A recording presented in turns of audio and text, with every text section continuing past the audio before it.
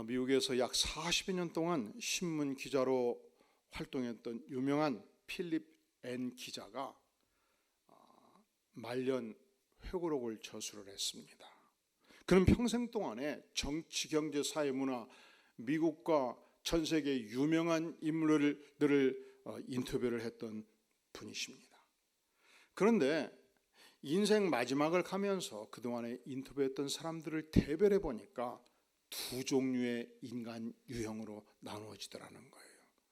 첫 번째 유형, 스타 유형. 어떤 유형? 근데 세월을 지내놓고 보니까 그 스타 유형의 인생들이 다 한결같이 껍데기 인생들이라 그렇게 말합니다. 이 스타 유형은 단 30분, 1시간, 2시간 그 인터뷰할 때에 기회만 주어지면 자기를 자랑하고 자기 PR을 하고, 아, 저 양반은 자기 잘난 착각에 그 맛에 사는구나, 지겹게 자기 자랑 보따리를 늘어놓더라는 것이죠. 그리고 두 번째 인생 유형, 서번트 유형, 섬김의 유형, 종의 유형. 그 인터뷰하기 전에 비서 통해서 그 일개 기자에 불과한 내가 어떤 차를 좋아하는지, 어떤 음식을 좋아하는지 소상하게 파악해가지고 섬기려는 자세를 가졌던 사람들이라는 거예요. 무엇을 도와드릴까요? 돕고자 하더라는 거죠. 이 서번트 유형의 인물들은 나보다 남을 먼저 생각하고 다른 사람을 기쁘게 하고 이롭게 하고 봉사의 기쁨을 스스로 누리는 자들이기 때문에 실제적으로는 인생의 참된 맛을 아는 자들이었다, 그렇게 고백합니다. 이제 이쯤 되면 제가 여러분들에게 중요한 질문을 할 때가 되었습니다. 무슨 질문이냐고요? 여러분은 지금까지 인생을 살면서 어떤 인생의 유형이었습니까? 스타 유형이었나요? 아니면 서번트 유형이었나요? 그런데 나는 잘 모르겠다, 그러면 확실하게 섬김의 유형은 아니었어요. 반성하시기 바랍니다. 회개하시기 바랍니다. 그런데 진정한 인생의 행복이 여긴 어디 있는가? 절대로 스타 인생의 유형의 진정한 인생의 행복이 없더라는 것이죠. 당연하지요. 왜냐하면 과장하기 좋아하고 젠체하기 좋아하고 실속도 없이 큰 거 좋아하고, 상대방이 나를 인정하면 기분 좋고 인정하지 않으면 불행하고. 그런데 여러분, 나와 함께하는 공동체 가족 구성원들의 20명, 30명, 50명, 100명, 2000명 이 관계자 중에 단 한 사람도 나를 인정하지 않으면 행복하지가 않잖아요. 100명이 나를 인정해도 한 명이 나를 인정하지 않으면 불행해지지 않겠습니까? 내 인생의 행복을 다른 사람한테 맡기고 사는 사람이 행복할 수가 있겠느냐, 이 말입니다. 그리고 이런 사람들은 놀랍게도 소득이 별로 없어도, 가진 것이 별로 없어도 반드시 1000만원짜리 백은 매야 되고, 반드시 명품으로 몸을 치장해야 되고, 반드시 메르세데스 큰 차 타야 되고. 실속이 있는 분들은 타셔도 됩니다. 탄 것을 제가 뭐라고 하는 것은 아니고요. 실속도 없이 가진 것도 없이 젠체하며 살면 그 인생에 행복이 있다 없다? 행복이 없다는 것입니다. 진정한 행복은 어디 있는가? 과시하는 데 있지 않습니다. 하나님께 쓰임받는 것입니다. 영혼을 섬기는 데 있는 것입니다. 내가 이분을 섬기는 데 쓰임받고 저분을 섬기는 데 쓰임받고 이 영광스러운 하나님의 교회를 위하여 내가 섬기는 것이 축복이다 생각하는 자가 어찌 인생에 행복이 없겠습니까? 가장 큰 행복은 전능하신 하나님께 인정받고 전능하신 하나님으로부터 쓰임받는 것. 우리 권기훈 자매는 한 달간 행복한 인생이에요. 이 대한민국에서 위대한 성가대를 섬기게 됐잖아요. 이렇게 생각하고 살면 그 인생 행복하지 않겠습니까? 창조주요, 전능하신 하나님이시오, 아들을 죽기까지 내어주심으로 내 인생을 받아주신 그 하나님께서 나를 쓰시겠다 하시면 얼마나 감사한 일입니까? 오늘 본문에 보면 바로 모세에게 이 축복이 있었습니다. 전능하신 하나님께서 모세를 사용하시겠다 통보합니다. 그런데 놀라운 사실은 하나님 아니요, 하나님 번지수 잘못 찾으셨어요, 하나님 나는 아니거든요. 모세가 거절을 한 것입니다. 자, 우리 다 함께 출애굽기 3장 11절 천천히 한번 읽어볼까요? 시작. 모세가 하나님께 아뢰되 내가 누구에게 바로에게 가며 이스라엘 자손을 애굽에서 인도하여 내리이까? 하나님, 도대체 다같이 무능한 인생인데 내가 누구이기에 그 거대한 국가 권력의 정점에 있는 바로 왕과 싸워서 이길 수 있겠습니까? 아닙니다. 내가 어찌 노예된 이스라엘 자손을 이 애굽 땅에서 인도할 능력이 있겠습니까? 아닙니다. 거절을 한 것입니다. 본래 모세는 그런 인물이 아니었습니다. 그는 어린 시절 공주에 의해서 양자로 황실 교육을 받은 자였습니다.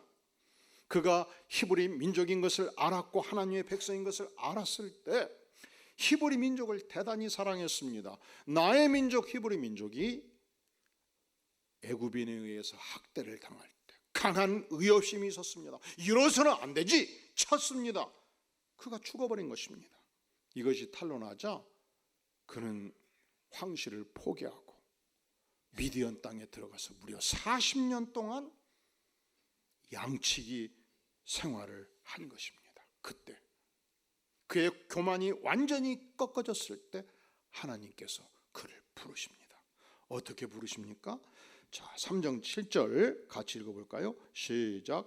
여호와께서 이르시되 내가 애굽에 있는 내 백성의 고통을 분명히 보고 그들이 그들의 감독자로 말미암아 부르짖음을 듣고 그 근심을 알고 나 하나님이 이스라엘 백성들의 고통을 보았습니다. 나 하나님이 백성들의 부르짖음을 들었습니다. 그 근심을 알았습니다. 그러니 모세야 가라. 9절 이제 가라. 이스라엘 자손의 부르짖음을 내게 달하고 애굽 사람이 그들을 괴롭게 하는 학대도 내가 보았으니 이제 내가 너로 바로에게 보내며 너에게 내 백성 이스라엘 자손을 애굽에서 인도하여 내게 하리라. 그렇게 하나님께서 가라 명하셨을 때 모세의 답변은 아니라는 거예요. 번지수 잘못 찾았다는 거예요. 나는 못한다고 거부를 한 것입니다. 왜 거부를 했을까요? 우리가 무력감에 빠지면 사명을 수행할 수 없기 때문에 거부합니다. 우리가 열등감이 깊으면, 패배의식이 깊으면 아무리 좋은 일도 수행할 수가 없는 것입니다. 그러니까 하나님은 첫째로 교만한 인생을 사용하기가 어려워요. 여러분이 직장생활 하다 보면 상관이 되면 부하가 교만하면 쓸 수가 없잖아요. 알지도 못하면서 아는 체하고 이렇게 실수하고 저렇게 하고 중요한 일을 맡길 수가 없잖아요. 그런데 동시에 패배의식이 깊어도 일을 감당할 수가 없는 것입니다.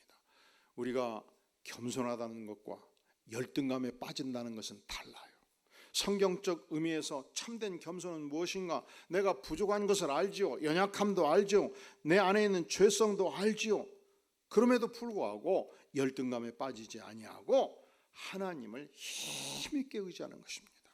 하나님이 함께 하시면 하나님께서 능력 주시면 할 수 있다고 믿는 것입니다.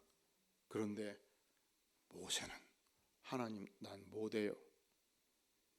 하나님이 저를 모르시잖아요. 그때 하나님은 결코 포기하실 분이 아니시죠. 왜냐하면 하나님은 전능하시기 때문에, 왜냐하면 하나님은 나를 바로 아시기 때문에. 그런데 하나님께서 그냥 무대뽀로 밀고 가시지 않습니다. 우리가 연약해서 하나님의 부르심, 하나님의 소명을 거부할 때 하나님은 우리를 어떻게 사용하시는가? 처방전을 주십니다. 모세에게 어떤 처방전을 주십니까?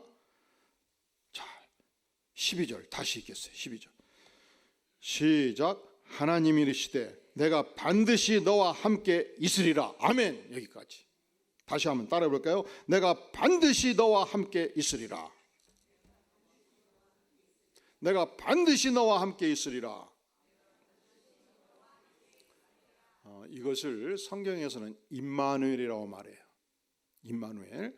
우리 예수님께서 이 땅에 태어났을 때 임마누엘이라 하리라 했지요. 예수님이 이 땅에 오신 것 자체가 전능하신 하나님이 우리와 함께 있으리라, 이 의미란 말이죠. 이 미국의 유럽에 가면은 가끔 임마누엘이라는 도시가 있고요. 유명한 인물 중에 이름이 임마누엘이 있어요. 여러분, 지난 역사 속에서 유명한 철학의 기초를 형성했던 인물이 임마누엘 칸트잖아요. 그 이름이 뭐예요? 임마누엘, 하나님이 나와 함께 하시다. 그 의미가 아니겠습니까? 전능하신 하나님이 함께 하시면 만사 형통입니다. 아멘. 전능하신 하나님이 함께 하시면 그 일은 이미 성취된 것입니다. 그래서 성경은 미래를 이야기하면서 과거로 표현할 때가 있어요. 하나님이 함께 하시면 그 일은 미래에 성취될 것입니다, 이렇게 말하지 아니에요. 하나님이 함께 하시면 그 일은 이미 성취되었습니다. 하나님이 함께 하시면 역사는 마치 그림으로 그려가듯이 미래를 그리는 것입니다. 건축가들에게 그 눈이 있어요. 원래 이 광교 땅이 호수 있고 논밭이었거든요. 원래 이 이의동과 상현동이 논밭이었는데 건축가의 눈에는 이렇게 거대한 도시가 형성될 걸 머리에 그리고 이미 지면상에 다 그려놓은 거예요. 그 그린 것을 직접 도로를 닦고 직접 땅을 구획 정리하고 했던 팀들이 그 거대한 설계도를 따라서 일할 때 갈 곳이 없어가고 헤맬 때 제가 우리 교회에 오라고 그랬습니다. 그래서 3층 전체를 써가지고 9개월 동안 여기서 작업을 했어요. 사실이라니까. 제가 그 도면도 봤어요. 어떻게 이 지역이 형성되는가. 근데 도면을 보고 이런 모습이 나올 걸 알았을까요? 몰랐을까요? 몰랐죠.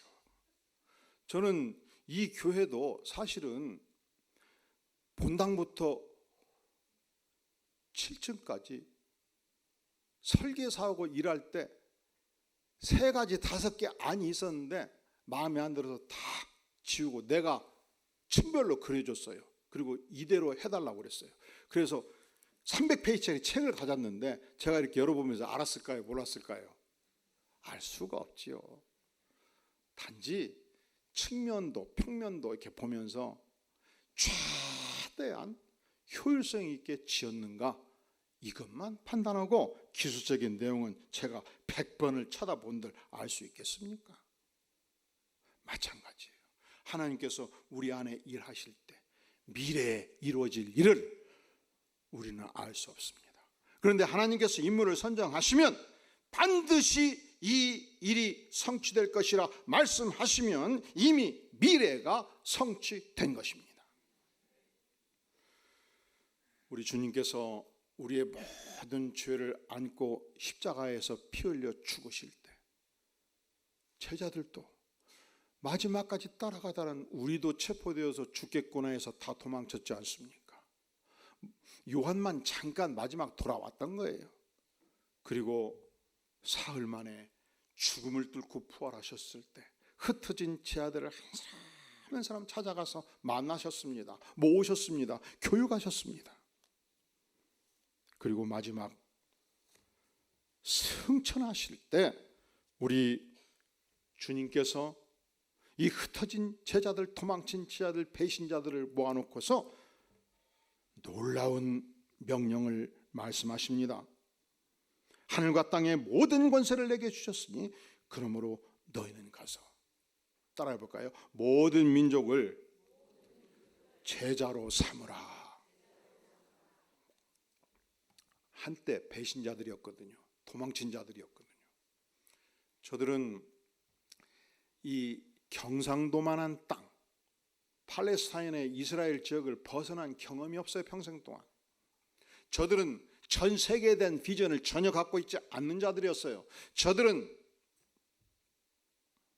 그 이스라엘에서 명문가 출신도 아니었어요. 저들은 학자적 자질을 가진 것도 아니었어요. 유명한 운동선수도 없었어요. 체력도 특출난 것도 아니었어요.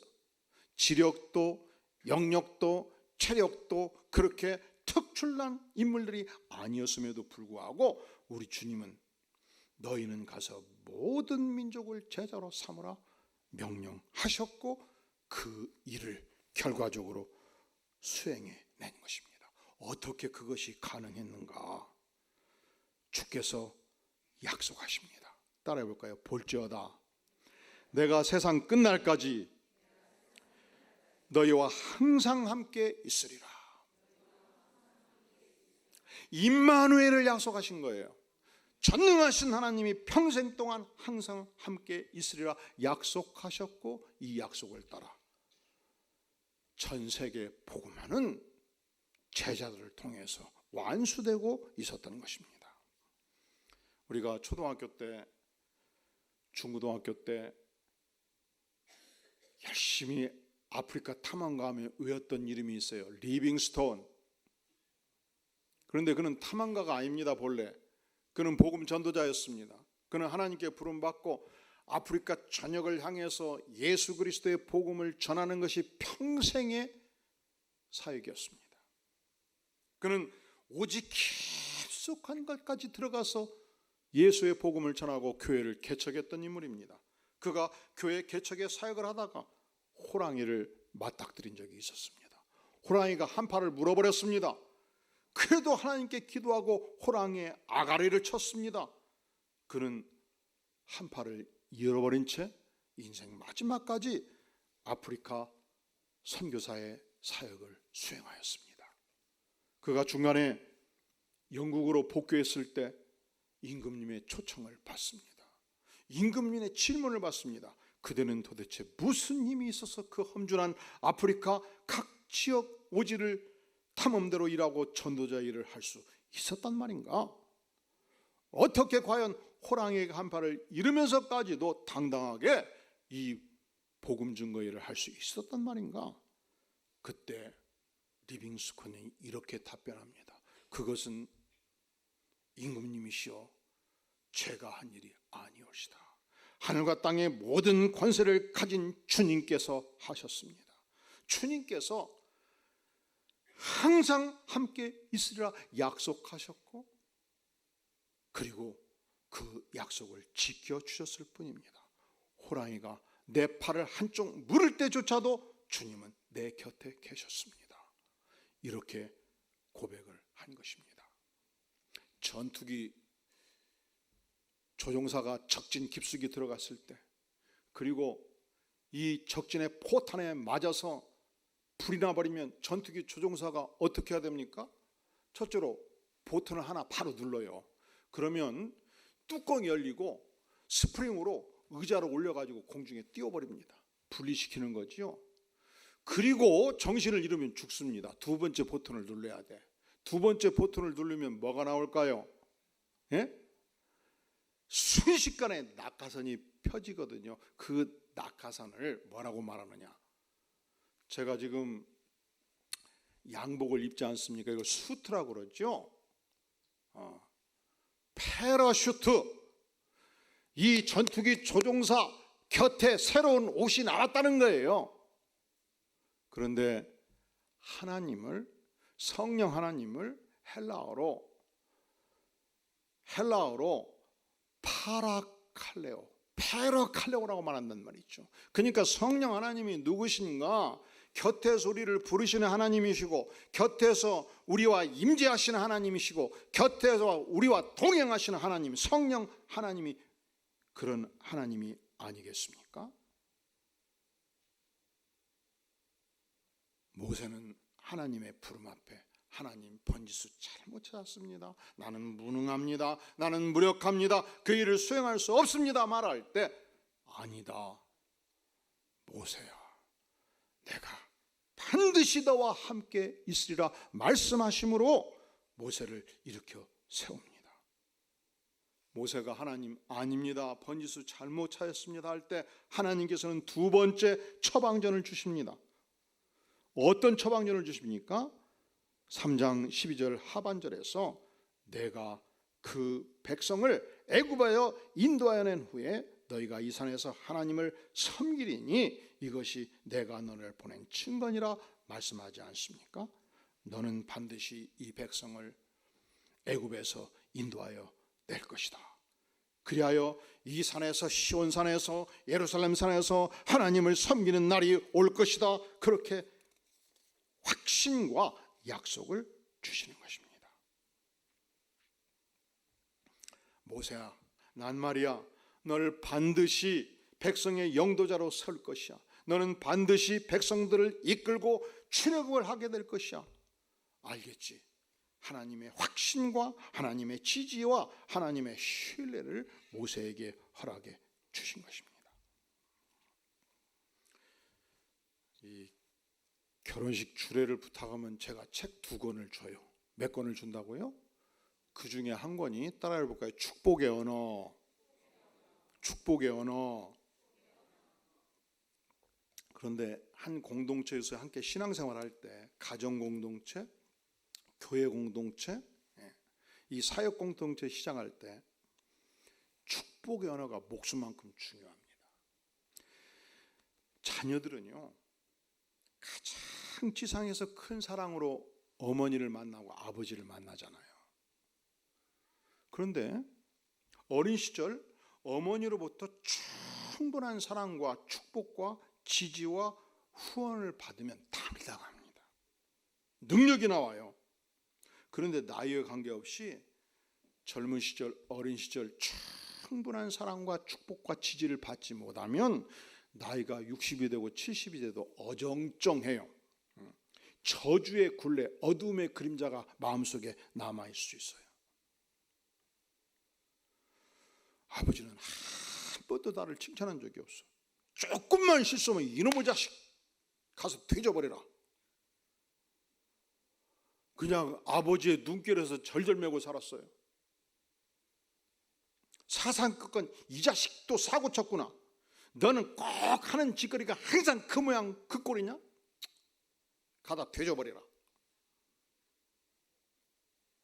이렇게 듣고 살면 나이가 60이 되고 70이 돼도 내면 세계에 저주의 어둠이 가라앉는단 말이죠. 자, 혹시 그런 분이 있으면 이 생각하셔야 돼요. 나의 부모님 왜 그러셨을까? 그것이 내 인생을 향한 축복이라고 생각하신 거예요. 조금만 잘한다고 칭찬하면 이 교만 떨다가 망할 것 같으니까 잘 때라고 그렇게 표현한 거거든. 근데 자식들은 크면서 그것이 축복으로 여깁니까? 저주로 여깁니까? 저주로 여긴다는 것이죠. 그런데 사랑받고 신뢰받고 축복을 받으면 그 이상하죠. 이 자식들이 5명, 7명 된 어르신들은요, 어떻게 내 몸에서 난 놈이 그렇게 다른가? 큰아들 그렇게 인내심이 깊어요. 아무리 어른이어서 꿋꿋하게 참고 기도를 해요. 한 가지 일을 맡으면 끝장을 봐요. 그럴 때 야, 이 녀석아 한 가지만 파다가 망하겠다 그렇게 말하면 안 되지. 응? 야, 너는 대단하다. 어떻게 그 한 가지를 해서 집중력이 그렇게 사냐? 너는 반드시 학자가 되면 위대한 대학자가 될 것이고, 너는 목사가 돼도 아주 훌륭한 목사가 될 것이고, 네 하는 일은 반드시 하나님이 축복할 것이야. 아, 같은 말로 해도 이렇게 해야지. 근데 둘째는 이 일 조금만 더 그만두고 저 일하고, 둘째는 어떻게 관심이 많은가? 세상 천지를 다 관심사로 두고 간섭해야 되고, 그냥 친구도 막 여기저기 한 무더기씩 있고, 새벽부터 밤늦게까지 그렇게 쏘다니기를 좋아하고, 그럴 때 야, 이 자식아 평생 쏘다니다 망하겠다 그러면 절대로 안 되고, 야, 너는 에너지가 대단하다. 천하를 바꾼 에너지를 가지고 있으니 하나님이 너에게 일을 맡기시면 천하를 뒤엎을 만한 능력이 나오겠다. 이 같은 말을 해도 이렇게 축복의 언어를 써라 이 말이죠. 그리고 반드시 닷새 전에 한 페이지 이상 토크방을 보내라고 그래요. 결혼식이 중요합니까? 중요하지 않습니까? 중요하지요. 그렇지요. 그래서 우리가 결혼식은요 언약의 예식이거든요. 지상에서 우리가 많은 언약인데 기업과 기업 간의 계약도 있고 많은 언약의 가장 중요한 언약 중에 하나예요. 이것을 우리가 전능하신 하나님 앞에서 예배로 언약하는 것이 목숨만큼 중요한 거예요. 여러분, 결혼식을 절대로 장난하시면 안 돼. 이것은 지상에서 가장 아름다운 축복의 언약식이거든요. 그러니까 중요한 만큼 이 언약의 결혼 예식을 할 때 책 2권 정도는 충분히 읽고 하나님의 뜻을 헤아려야 되지 않겠습니까? 근데 이틀 전, 3일 전이 됐는데도 이 독후감이 안 와버리면 전화를 해요. 그 결혼식이 중요한지 안 와요? 안 돼야. 그럼 어쩔 수 없네요. 이 내용을 안 왔으니, 책을 안 읽었으니 주례를 2시간에서 3시간을 할 수밖에 없습니다. 만약에 예식장에서 뭐 한다 그러면 우리 교회 크고 좋으니까, 결혼 예식은 중요하니까 내가 2시간 반 주례를 할 것이니까 교회에서 하면 되겠어요. 그러면 밤을 새가지고 그 다음날 보내줘. 왜냐?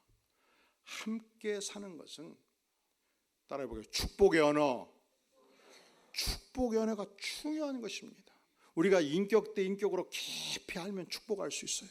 여러분, 성가대 공동체에서, 찬양당 공동체에서, 주일학교 공동체 만날 때 어떻게든지 장점과 은사를 살려서 축복의 언어로 만날 수 있기를 주의 이름으로 축원합니다. 그래서 과거에 그런 책도 나왔어요. 따라해볼까요? 축복은 고래도 춤추게 한다. 제가 돌고래 쇼를 2번 봤거든요. 요즘은 이 돌고래 훈련이 동물 학대라고 그래서 점차 없어지고 있어요. 이 돌고래 쇼를 못 본 분들 손 들어 볼까요? 살면서 다들 보셨어요? 저는 지금도 눈에 상세게 처음 봤을 때 예쁘게 입은 막 그 사육사가 나와가지고 갑자기 손을 탁 들다가 휙 하니까 그 물속 깊은 데서 그냥 고래가 쫙 올라가 버리더라고. 20m 30m.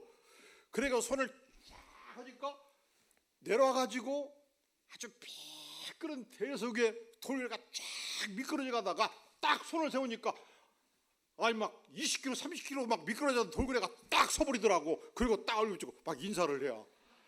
이야, 어떻게 돌고래가 저렇게까지 할 수가 있냐, 참 대단하다. 그런데 사육사가 돌고래를 어떻게 훈련을 시키는가? 하루에 50번 100번 손을 이렇게 올리는 거예요. 그럴 때 한 돌고래가 반응해서 물속으로 촥 올라오면 그날 연습 끝. 불러다 놓고 돌고래가 가장 맛있게 없는 음식을 준비해 준다는 거예요. 사람도 여름 되면 시원한 수박 좋아하는 사람은 수박 열심히 먹고요, 푹 익은 복숭아 좋아하는 사람은 그것 먹고요, 딱딱한데 찬 것 좋아하는 사람은 그것 먹고, 사람마다 다 좋아하는 게 조금씩 다르지요. 돌고래도 그렇다는 거예요. 그러면 그냥 돌고래가 가장 좋아하는 음식으로 먹이고 껴안아주고 박수 주고 축복해주고 그날 연습 끝. 그리고서 그 다음날 아침부터 다시 연습을 시작하는 거예요. 20번 30번 하다가 쫙 따라오면 그날 연습 끝. 이렇게 축복하고 칭찬하면서 이 아름다운 돌고래 쇼가 나오게 된다는 것이죠. 그런데 하나님께서 모세가, 하나님 번지수 잘못 찾았습니다, 나는 아닙니다 했을 때, 아니다, 내가 너와 반드시 함께 있으리라 임마누엘을 약속해 주셨습니다. 그리고 2번째, 아니다, 너는 반드시 이 백성을 인도하여 내리라 믿어주시고 격려하시고 축복하셔서 그 위대한 사역을 완수하도록 인도해 주신 것입니다. 하나님께서 우리를 부르실 때 부름받은 모든 백성들에게 은사와 재능과 사명을 주셨습니다. 우리가 천국 백성으로서 하나님의 교회를 섬기는 이 축복의 사명은 세상과 달라요. 세상은 각각의 사명마다 직무마다 높은 것이 있고 낮은 것이 있더만, 직책도 높은 직책이 있고 낮은 직책이 있고, 그리고 일도 허드렛 일이 있고 굉장히 중요한 일이 있고, 하나님의 나라의 사역은 모든 사역이 하나님의 백성으로서 동등 가치가 있는 것입니다. 우리가 하나님 나라 예배를 드릴 때 오늘 또 그 장렬하는 태양 밑에서 우리를 안내하는 주차 안내원들이 있지 않습니까? 오늘 또 전교인 식사할 때 열심히 준비하신 분들이 있지 않습니까? 이 수고는 이 설교자가 설교로 봉사하는 것만큼 동등한 가치로 하나님께서 위대하다 말씀해 주시는 것입니다.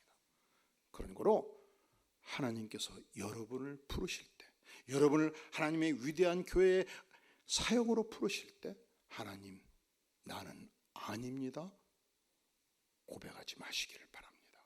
하나님께서 함께 하시면 반드시 할 수 있습니다. 하나님께서 저를 격려하시니 제가 감당하겠습니다 고백하며 섬기는 축복의 백성들 모두 될 수 있기를 주의 이름으로 축원합니다. 기도합니다. 주님, 그렇습니다. 우리를 부르실 때 주님 격려하시며 사랑하시며 임마누엘 하실 때 순종해서 하나님께 쓰임받는 복된 백성 되기를 원합니다. 예수님의 이름으로 간절히 기도하옵나이다. 아멘.